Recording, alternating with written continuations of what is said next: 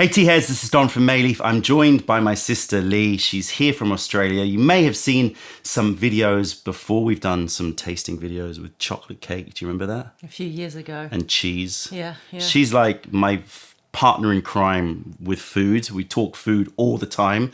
So I thought that it would be a nice experiment to do a tasting of two teas that I have in my cupboard, but to try to not reference any foods at all. That's hard. That's hard. But if you think about it, well, first of all, you know, like you read like wine tasting notes or whatever, and they talk about like rain on hot asphalt or something like that. And for some people, they think, oh, that's a bit like, it's a bit pretentious. Yeah. But I don't really see why, because aromatics are at least, I would say 80% of taste is aromatics. So 80% of flavor is aromatics, right? And you're picking up aromatics all the time outside of food and drink, right? You're smelling rooms, you're smelling the street, you're smelling, car exhaust. So you're talking about smell then. So we're allowed to bring in smell, but not taste. But not of food, right? Okay. So basically what I'm saying is that most of your flavor notes are aromatics. And since we pick up aromatics from everything, even outside of food and drink, why not associate those aromatics to the taste of a tea or the taste of a wine? So I don't think it's that pretentious, really. No. And it's linked just like taste to your memory, right? So everything you taste is like, it tastes like mango or it tastes like peach. Well, that's your memory of the peach. And it's the same thing. If you say it smells like an airport runway, then that's your memory of it. And so there's going to be an emotional attachment as well to it. Yeah, the emotional attachment to your memory, basically. Yeah, exactly. Yeah. And so in that way, food and drink tasting is very much linked to memory and emotion. And so you start to build up a character of a tea or of any food and drink that you're enjoying. But do we have to just limit it to smell? What No. about how the sounds it might make you think that's what I'm of, saying. or describing the tea in every way possible apart from food? referencing food and drink. Okay, so it can taste like an old leather shoe. Yeah, Okay. exactly. Imagining what that would taste or, like. Or it could evoke imagery, or it could simply evoke emotions. It could evoke anything. But it's a nice training exercise because I think a lot of times we get fixated of what does it taste like, and immediately our minds move to what food and drink can I reference. But sometimes you're not. Sometimes it's not about referencing that. And we should, I think, allow ourselves to just be open to describing teas in different ways. And it could be a kind of like a form of therapy, isn't it? Drinking something, evoking memories. Absolutely. How you associate, even the emotional, how you're feeling at that moment emotionally. Drinking that tea, you might feel differently the next time you drink that tea and have a whole different association just based on how you're feeling. You could. And of course, when you're tasting something, it might evoke a memory of the last time you tasted it. So if you drink a chicken soup, it might remind you of a chicken soup that your grandmother made and evoke a memory. So you can get direct memory sort of linking and emotions. But it could be that, like you say, like you could taste something and it could just evoke imagery or memories from other parts of your life. And hopefully that builds a relationship between you and whatever you're drinking. And I think the beautiful thing about tea is because of its subtlety and it's sort of, you need to go and find the flavors. It encourages this style of describing a taste more than maybe like, I don't know, a straight up food. Like if you ate like a curry or you ate like, or you drank a wine, they tend to be quite food centric. Do you know what I mean? They tend to taste like foods more. Whereas teas, I think, tend to have a little bit more of non-food related don't you think references. also the company in which you are with when you're tasting the tea actually impacts what you taste? Oh, absolutely. So me drinking this tea with you, I might have a whole different association course, if I'm with Celine. Yeah. And by yourself or at different times of day. I mean, every tasting experience is going to be different. And again, because of the multi-layered and subtle nature of tea, you can tease out different things at different times depending on... Sometimes, like, if I'm in a really bad mood, like, I can't do tea sampling. Why? It just tastes bitter. I swear it's just bizarre. Like, I taste the tea, I'm like, it's bitter. And then I'll taste it 3 days later and it doesn't taste the same. And do you have the opposite when you're in a really good mood? Really bad teas taste really great. Yeah, and then you're thinking, what was I thinking? Yeah, you've got to be careful. You've got to try and like balance out. That's why we always do multiple tastings of a tea before we purchase it, because you've got to like, Do you have a ritual before you taste though? Like some sort of meditation or some sort of mental place you put yourself into so that you can really just be pure, as pure as you can? Yeah, so I've talked about this on the videos, but first of all, coming with the intention of freeing your mind. So setting the intention that you are going to focus your attention onto this, and you're not going to really, your mind will wander on other things, but you try and bring it back. And so it's a form of meditation, paying attention to your attention, in other words. Also, there are practical things you can do. So not wearing perfumes, right, is an important part. Sniffing before you start wakes up your brain. It actually stimulates part of your brain to go, you need me to work now. So just like, getting yourself sort of like prepped, like putting air into your nostrils, into the olfactory channel helps to sort of stimulate the mind. You can use this part of your arm as a reset. That's a good way of resetting smell. Why this part? I don't know. It's somehow is the smell of you, and so it's sort of like, it's like when you drink water. The taste of water that tastes most pure to you is the one that's closest to your saliva, right? So sometimes water tastes a bit sweet to other people, but to you it tastes neutral. It's because your saliva may be sweeter than others, right? Really? Yeah, so the taste of water that's purest to you is the taste of your saliva. So if you smell your arm, it's sort of resetting. Reading far too many academic papers. Anyway, in front of us here, we've got two very, very specialties. We've got a 1980s Liu Bao and a 1970s Liu Bao. So these are old teas. Where did you get them from? They were gifted to me from a supplier that we buy Liu Bao from. So it was just like bundled in as a gift. These are not available. They're not going to be available because there's none left. But 80s and 70s Liu Bao. And I thought it would be nice to go for a really deep aged tea, because the beautiful thing about aging is it starts to bring out more funky, non-food related notes. So let's get stuck in. And let's see how we can describe these teas without using... So the 80s and 70s. Yeah, 1980s. Well, we were born in the 70s. We're 70s kids, yeah. But we, had our early teens in the 80s. So who knows? We might be able to reference some of our childhood in these teas. So we might bring you back to the crib and back to that. So should we use all our other senses? So we talk about the 5 senses are obviously taste, smell, touch, sight, sound. Sight and sound, right? Well, I know you looking at the dry leaf, the wet leaf, and all of that. But if we try and access those senses as we're tasting and think about the memories or whatever they evoke just through the taste. Well, through the act of drinking. Yeah, the act of drinking. So smell obvious, right? Yeah. Taste obvious. Yeah. Touch, you do get a sense of texture in the mouth as well, right? So there is texture and there's puckering and there's a sense of dryness or, also some people say that it should be included as part of one of the senses is temperature difference, right? Like the taste, the feeling of temperature changes, right? So there are 5 sort of crude senses, but people extend it out and say temperature is not touch really. How would that be? I mean, I don't understand. Feeling cold or feeling hot.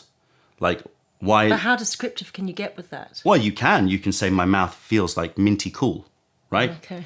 For example. Right. Okay, yeah. Sight and sound, less so. Obviously, that's more in the sort of the artistry and the aesthetic of the tea brewing, like the sound of the water, pouring, etc., etc. In terms of taste, though, studies have shown quite clearly that if you put different sounds in your ears when you eat or drink something, it affects your perception of taste. So, for example, if you are eating something crunchy and you amplify the crunchiness, so you wear headphones and it puts a microphone, it feels crunchier. Whereas if you sort of deadened it or you change the frequencies, it would actually feel soggier in the mouth. So it does, all of the senses are working together to try to establish their best description of reality as possible. That's what your brain is doing, right? It's taking all of this grey soup of information, because essentially color is non-existent, right? It is simply frequencies that your brain is going, okay, what's my best way of painting a picture of reality, right? And so all of these factors are going to have an effect. But then how does that then apply to memory? Because memory then is what you remember of that experience. Well, yeah. And how is it warped over time as well? How we mythologize things in the past. Like sometimes how many times have you had a memory of a food and then like 10 years later you go back to that restaurant and you eat it and it's like nothing like you remember, right? So, there's over time you start to also build a narrative around those memories.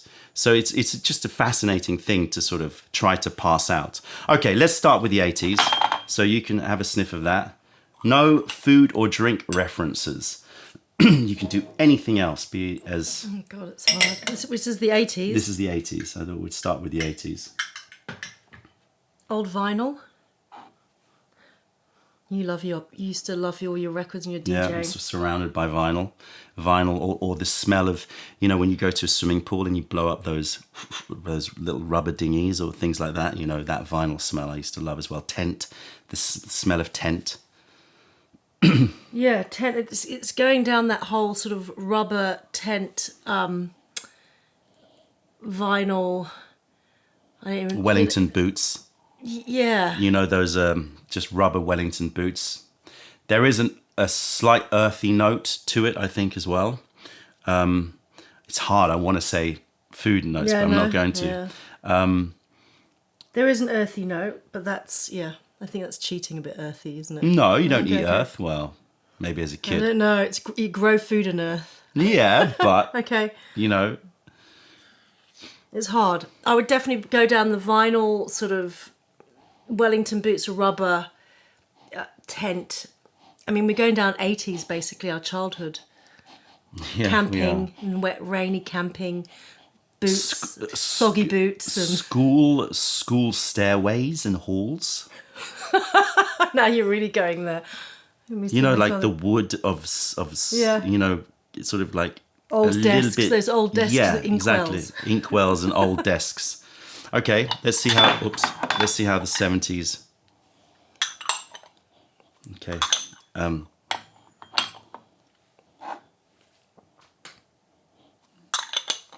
Similar, obviously.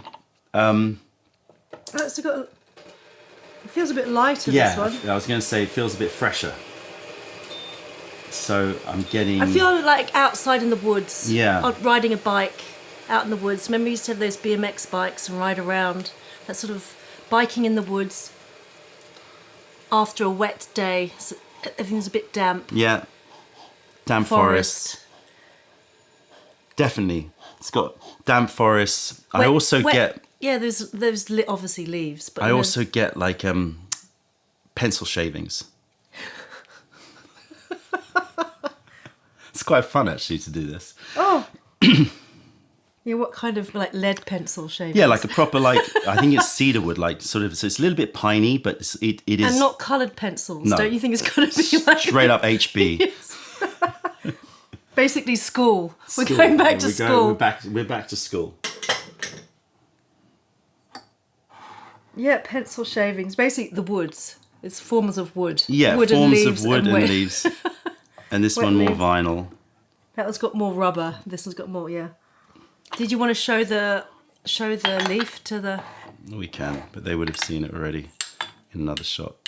So this is the 80s. So they look very similar, don't they? Well, this is a bit more like fine. Looks a bit rougher. But anyway, we'll see. All right, let's give them a quick rinse and they will come to life. I always love this about aged teas. Can you imagine for 40 plus years this has been dry? The first time it's touched water. Oh. For that time. Okay, let's do one at a time. So have a sniff of the wet. This was the rubber boots vinyl. This was wet tent. Okay.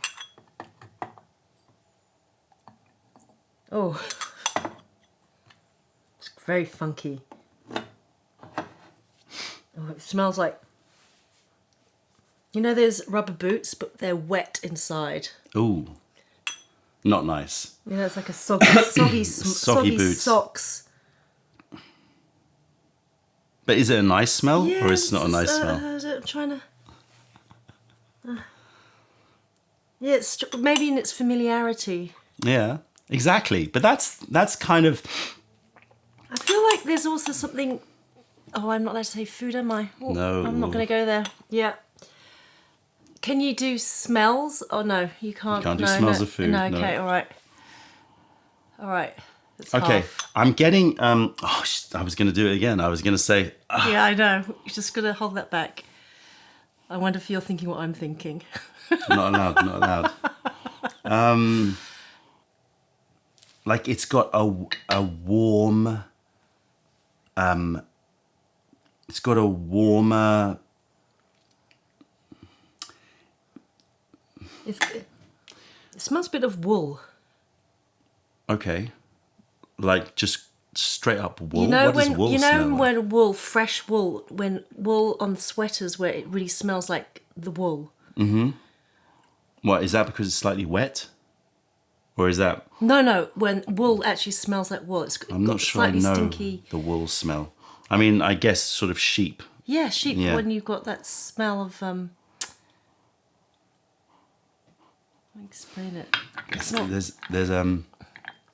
There's a warm note in there which I can't find a non-food related way of describing. The character of this is definitely. Do you have any pine in there? Pine woods? Or pine cones? Yeah, I mean, there's definitely some pine. There's definitely. I'm getting, like, in terms of season, I'm getting sort of a late summer. Late summer? Yeah, late summer. Like, so I'm, where it smells a bit drier. I mean, I know it's got wet wellies in there, but it has like a warmth to it. A wet summer, though. Yeah, Not wet summer. a dry Yeah, summer. wet summer. An English summer. An English summer, September time. Yeah, you know? yeah. And it's just starting to turn towards autumn. Yeah, but exactly. But you're still picking up a little bit of that sort of summer heat, still sort of dissipating a little bit. It for me, it has a slightly melancholic feel to it. Yeah. Do you know what I mean? Yeah. It has a slightly sort of like, that feel of like the summer is, we're heading into winter. Yeah. Sort of prep yourself for the long winter And it's ahead. also got a bit of that nostalgia of being a kid going back to school. Yeah. That feeling of, summer holidays are over. Got to go back to school now. That again, walking back into school and smelling some lacquered wood in there, there is some lacquer for me in there, some varnish. Not new varnish, not like freshly varnished, but that again. All right, let me... And also anoraks. Just anoraks. Yeah. Again, when you've been out on the bike. Yeah. Anoraks. Do they make anoraks now? Do they even call them anoraks? Yeah, they must. Do they? They must, yeah. Oh, different.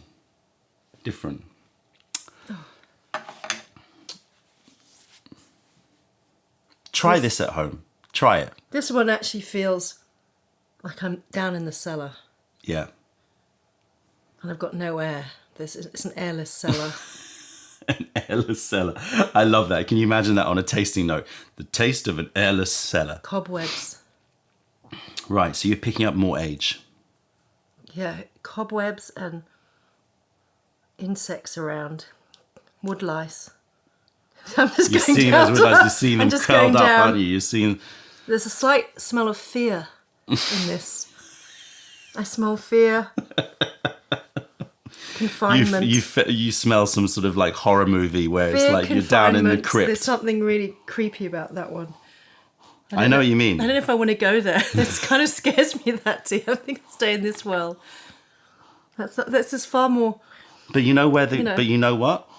The crypt is in still in a forest, but in a snowy forest. So I'm picking up a little smell of ionized, snowy air in the background. It's like you can, if you're a prisoner in this crypt, You can smell that it's like it's winter outside. Yeah, it's winter. This is winter. It's winter outside, yeah. That's late summer. This is winter. Yeah. All right, let's brew them up and see how they develop. What emotion? So if we just go back, this is nostalgia. This is nostalgia. This is melancholy. There's a sweetness to the melancholy. There's a sweet melancholy. Right? It's like, yeah, it's that feeling of like the last of the summer days. It's melancholic. Maybe you had a good time. You went on holiday, and now it's like you're walking through the forest, and you're just sort of soaking up that September air. Maybe wearing an anorak, wellies. Yeah. It's definitely got that vibe to it. Whereas this one's fear and confinement and fear and confinement. It might taste different, but it's got this feeling of just it definitely has a more underground feel. I mean, you could almost be buried alive in a coffin feeling. Wow. You're going. I don't know what it feels like, you're but going heavy. It's that feeling of being underground. All right, and no way out. I've got a filter here, so you're going to have little bits here. I'm going to try my best to not get too many bits, but it is inevitable, I'm afraid.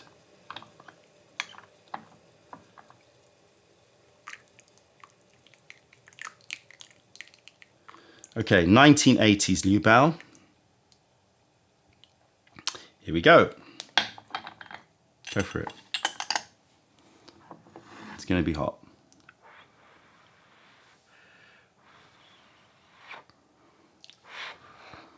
Oh, it's got a little bit of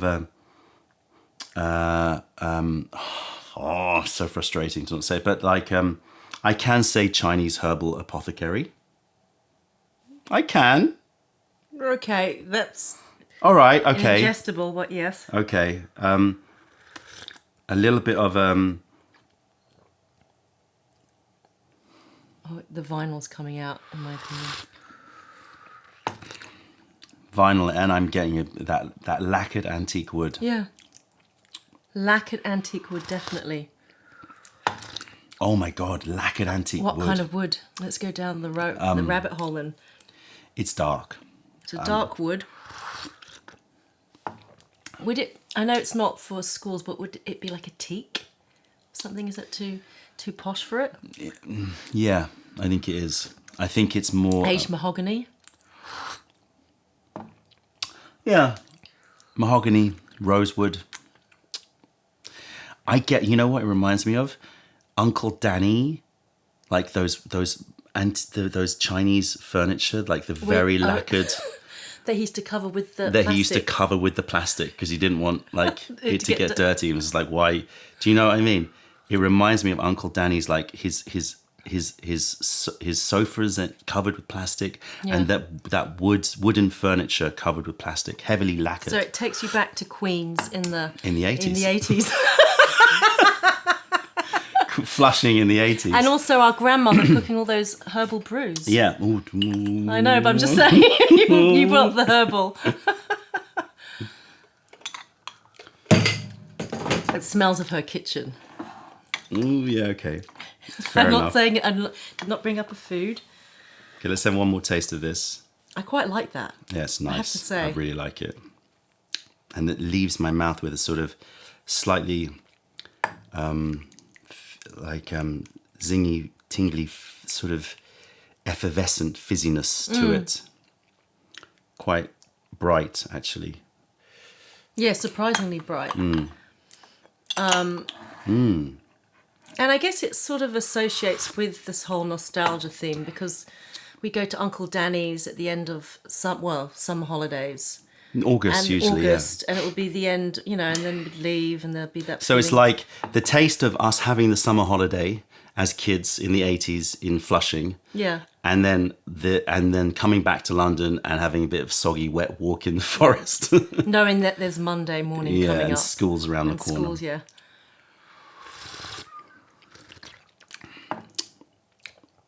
There is a sharpness though somewhere there. I don't know what that is, but it's almost like a little bit like a worked metallic.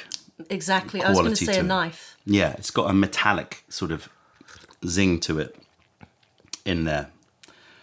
It reminds me of school, like when I do like metal, like when I did like crafts and woodwork and technology, and I'd like lathe like metal.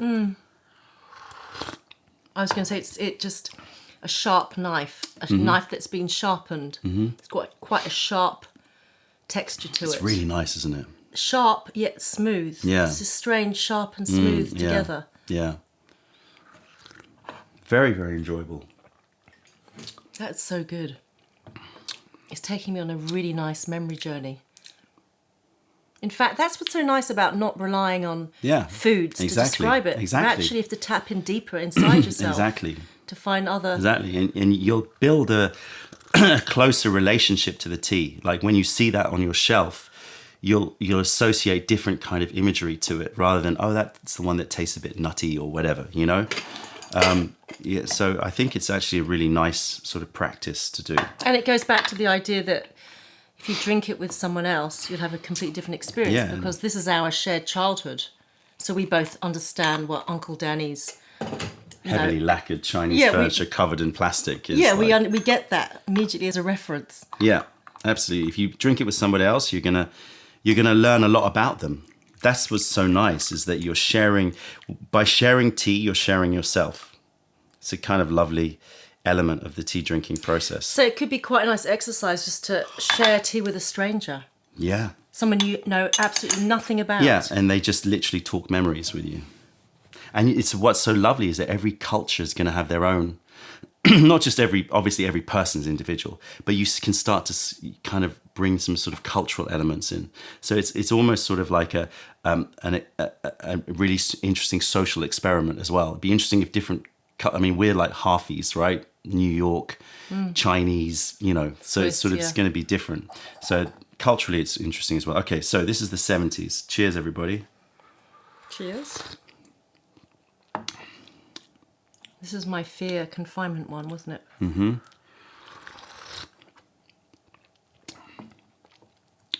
Are you feeling less fearful or same? It's actually much lighter than the other one. Yeah, surprisingly. Surprisingly. Although because it's older and larger leaf, it will probably brew out a little bit slower. I'm getting still wintry for me. I'm seeing myself like mountain stream, cold. Mountains sort of like, you know? Yeah. Cold, snowy, cold, foresty. snowy forest. You hit like a little sort of ravine where there's fast flowing water, and it's got like that sound of like just... I just had an image of myself under bed covers. Ah. It has a cottony nature and it has to it. And this feeling of coldness outside and the wind blowing on the windows and this feeling of being contained. Yeah, yeah. And my imagery is one of uncomfortable bitterness in terms of cold, not in terms of taste, but in terms of like, yes, you know. Yeah. But it also has a slight cotton sheet sort of quality to it as well. A little sort of laundry cotton sheet kind of note, which is a bit more comforting than the confined cellar. It definitely, you don't feel the fear so much, right? Let me taste it again. I feel like it needed to just be brewed a bit longer. Yeah. Oops. That's weird. I tell you, there's ghosts in this place. Here we go. It looks actually more inviting, doesn't it? Even the colour. More inviting than this one. Yeah. Cheers. Huh. Just imagery. The cotton sheets, I feel like they've been sort of clean. They're very clean, but they've been cleaned in a not very nice detergent that I don't really like. I don't know what the detergent is, but it's a bit sort of hospital or anaesthetic-like. So my imagery when I tasted this was, I'm in an old man's chalet. in the forest with a stream nearby in winter. And I'm sleeping in foreign beds. Like, it's not my bed, you know? And so the detergent that's used is a detergent used by this elderly man. To just kill germs. You know, there's nothing nice about this detergent. Straight up, like, quite a harsh, not trying to be anything but like disinfectant sort of note to it. And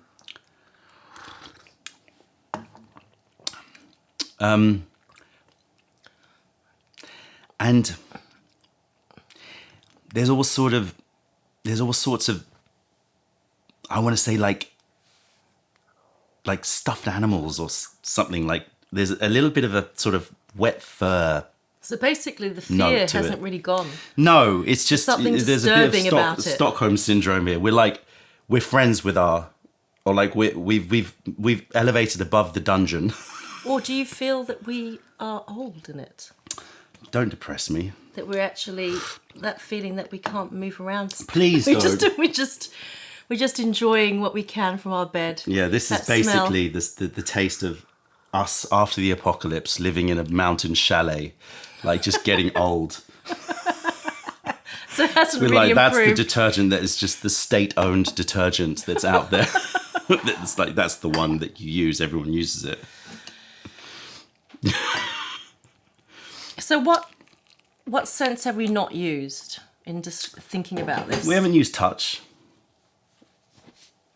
Yeah, that's true. Those are really uncomfortable bed sheets, really starched, uncomfortable bed sheets stiff. that you're under, stiff.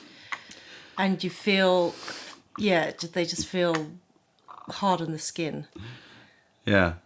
That one's plastic, as we said, that plastic and shiny lacquer. And it's 80s. And Anorax, yeah. So that's okay. It's just shiny.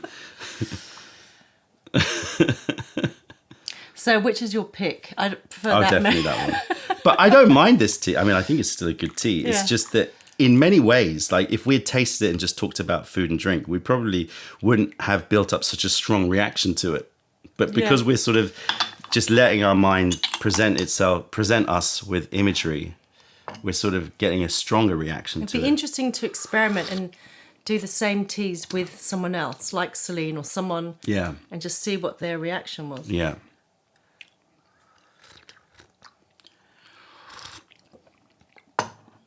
Bit of old socks.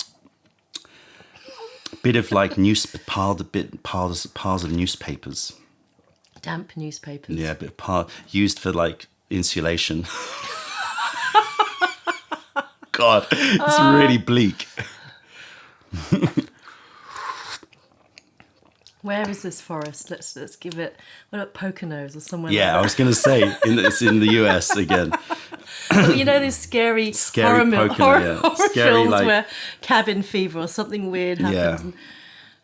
Upstate New York, Poconos, wintry. I mean, it's quite a little journey.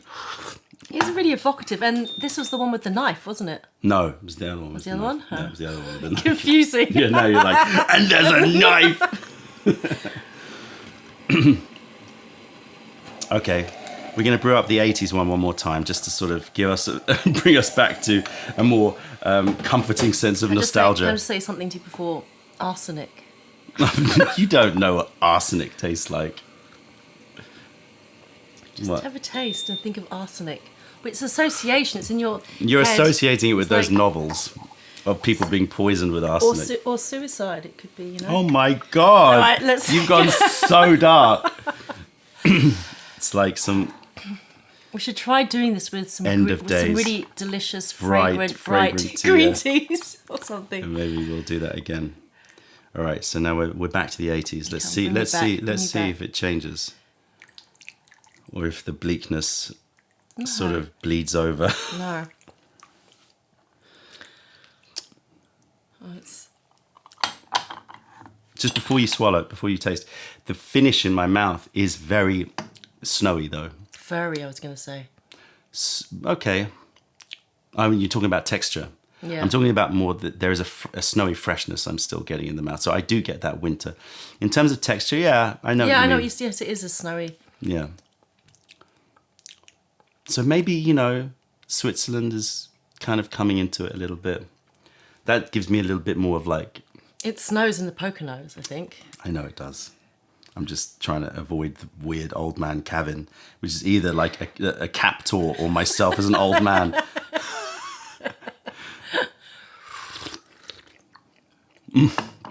Straight back into school. Pencil shavings and like lacquered wood. And it's definitely the first. The knife. It's definitely the first term back at school, isn't it? It's like, oh, you know when you go walk back in September and that smell hits you, like, oh yeah, it's school time. New pencils. New pencils. New those pencil cases, the plastic ones. You know. I like this one. Yeah, straight up 80s. That would be my pick. Yeah. So, there you go. Non-food and drink descriptors of tea. Let us know yours. Put some comments below of like, maybe it just came out of the blue when you were drinking your tea, or maybe you're going to watch this video and drink another tea. Let us know your non-food and drink related descriptions, and you know, you can go further. You could talk about it as like a personality, like a character. We've done that before with Celine, or like you know remember we used to do that with people. We used to like write time of day, what kind of vegetable he or she is, what kind of animal, what kind of artist, what kind of, you know, I don't know, we went nuts. Yeah, remember. So you can sort of like, you know, try to establish your own version, and everyone's going to be different, of a personality to a tea. I think it's a really interesting experiment, and I'd love to do some more of these. Maybe with you, maybe do it over Zoom or something. I don't know. May happen. Anyway, let us know how you get on. Thanks so much, Lee. I know everyone out there have missed you a lot. You haven't read the comments, but no, she never reads the back. comments. You're back, yeah. That's it, tea heads. Check out our other videos. Taste our teas wherever you are in the world by browsing mayleaf.com, and come visit us if you're ever in London. Other than that, this is Lee. I'm Don from Mayleaf. Thank you for being part of the revelation of true tea. Stay away from those tea bags. Keep drinking the good stuff and spread the word, because nobody deserves bad tea. Bye. Bye.